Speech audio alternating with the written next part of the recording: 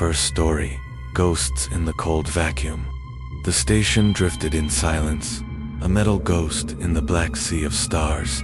It was called EOS 9, far from Earth, too far. Its windows looked out into the dark, but nothing looked back. Inside, the air was cold and dry, and every sound echoed like footsteps in an empty church. There were only 4 people left on board now. The rest had already been taken. At least, that's what Maeve believed. She was the engineer, smart, quiet, careful, and scared. The kind of scared that hides in your stomach and never leaves. Maeve hadn't slept in 2 days. Not really. Every time she closed her eyes, she heard it, a voice, whispering her name. It wasn't over the comms, it was inside her helmet, inside her dreams. She used to think it was just stress. Space did that to you. But now she wasn't sure. Things were moving. Tools she'd left in one place were showing up somewhere else. The lights flickered, and sometimes she saw a shadow in the hall. It looked like a person, but when she turned, no one was there. Always no one. The last time she saw Daniel, the station commander, he was staring at the airlock, just standing there, in his suit, like he was waiting for someone to knock. She tried to talk to him, asked if he was okay. He didn't answer, just said, "It's not a voice, it's a memory." Then he opened the airlock and stepped outside. No helmet, no panic, no sound, just a smile and silence. Maeve screamed, pounded on the controls, tried to override the system, but it was too late. Daniel was gone, floating, off like dust in the wind. After that, the station got colder, the lights dimmer, the whisper louder. She stopped going near the airlock, but she heard footsteps near it at night, slow, dragging, like someone wearing a broken suit. She kept working. She had to. The station still needed power. The life support was failing. Oxygen was low, but the others had stopped helping. Sophia locked herself in the comms room, playing the same message over and over again. "This is EOS 9. Please respond. We are not alone." She wouldn't eat, wouldn't sleep. Just sat there, whispering back to the voice in the static.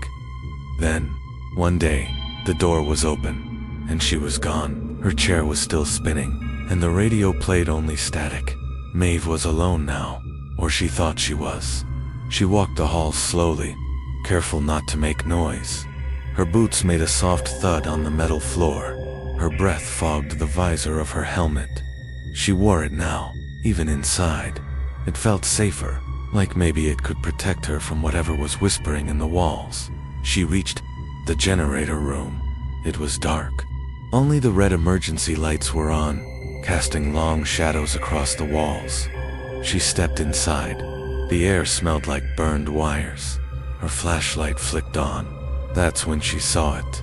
A shape crouched near the power coils, thin, pale, eyes like black holes. It turned its head slowly, not like a human, like something learning how to move. Maeve froze, couldn't breathe, couldn't run. The thing stared at her, then stood. It was wearing a station uniform, Daniel's, but his face was wrong, like clay melted by fire. His mouth opened, too wide, and the whisper came out. "It's not a voice, it's a memory." She turned and ran, down the hall, past the med bay, past the windows where the stars didn't move. She didn't look back, couldn't. The whisper was louder now, inside her head, calling her name. She reached the escape pod bay, typed in the code with shaking hands. The door opened. Cold air hit her face like a slap. She jumped. Inside, sealed the hatch, started the launch. The pod shook. The station grew smaller in the window. Maeve watched it disappear into the dark. She didn't cry, didn't scream, just sat there, helmet on, whispering the only words she remembered. "It's not a voice, it's a memory." The pod floated for days, maybe weeks. The food ran out, then the water, then the power. She slept sometimes, and sometimes she didn't. When she opened her eyes, she saw Daniel sitting across from her, smiling, waiting. When she closed them, she saw stars. The last log she sent was short, a whisper, sent on repeat. "This is Maeve, from EOS 9. I'm not alone. I never was." Then the pod went dark and silent, drifting forever in the black. Second story, the passenger. The ship was never meant to carry more than 4 people. That's what Commander Ilya kept reminding herself as she drifted through the narrow halls of the Kronos 12. The mission had been routine monitor a forgotten asteroid field on the edge of the solar system, collect data, return home. But something changed on day 37. It started with a voice over the intercom. It wasn't hers. It wasn't any of the crew. The first time it spoke, it just said, "Help me." Soft, distant, as if underwater. Ilya froze mid-float, the oxygen in her lungs turning to ice. The rest of the crew, Vera, Malik, and Ortega, brushed it off. A system glitch. Radio interference. They laughed it off, but didn't look her in the eyes when they said it, because they'd heard it too. On day 39, Vera went missing. No sound. No alarms. Just her suit floating gently in the mess hall, zipped up and empty, like someone had slipped out of it mid-meal. Her tablet was still floating beside it, screen cracked, showing a drawing of a face no one recognized. Pale, long eyes, too far apart, mouth too wide. It looked stretched. Ilya sealed off the room and ran diagnostics. No intruders, no air leaks, no signs of Vera on any camera. But the voice returned. "Please, let me in."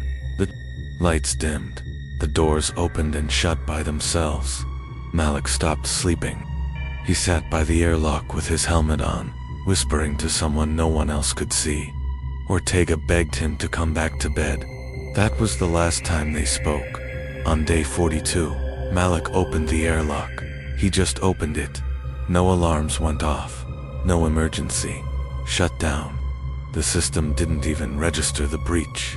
Ilya watched it happen on the monitor, Malik, staring into the black.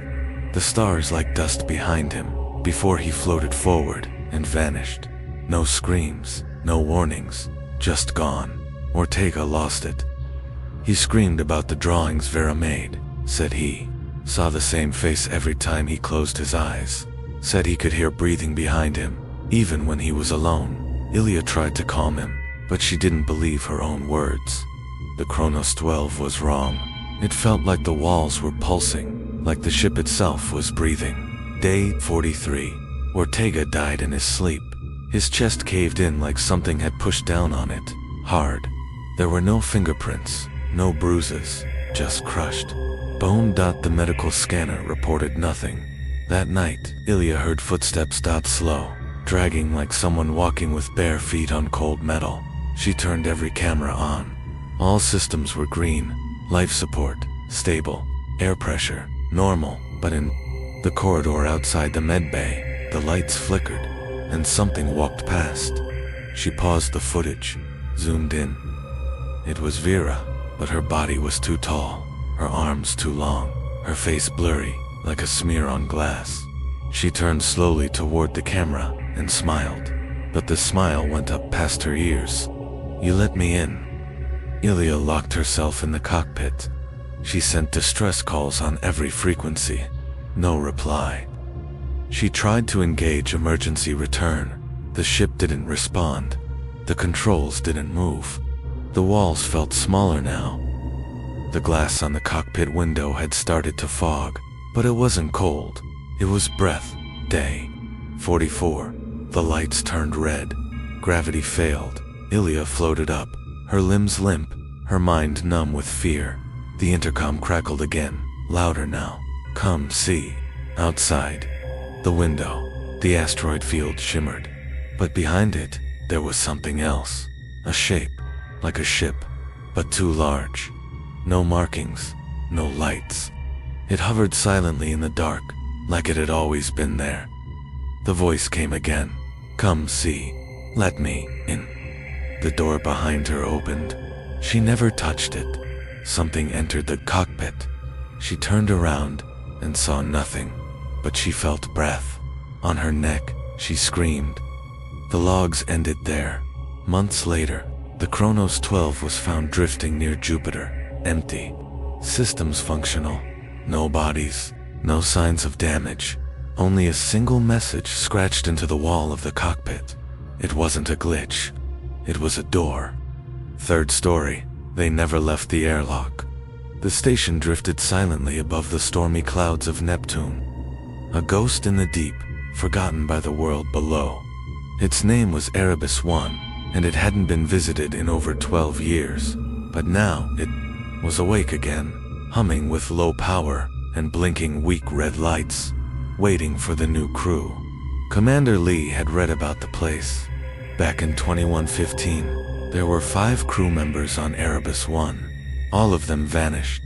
No signs of struggle, no signs of escape, just gone.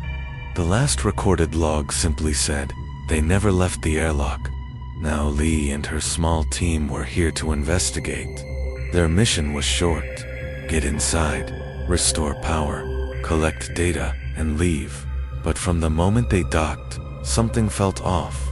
The airlock door creaked open like a yawning mouth, exhaling a cold breath of recycled air that smelled like rust and mold.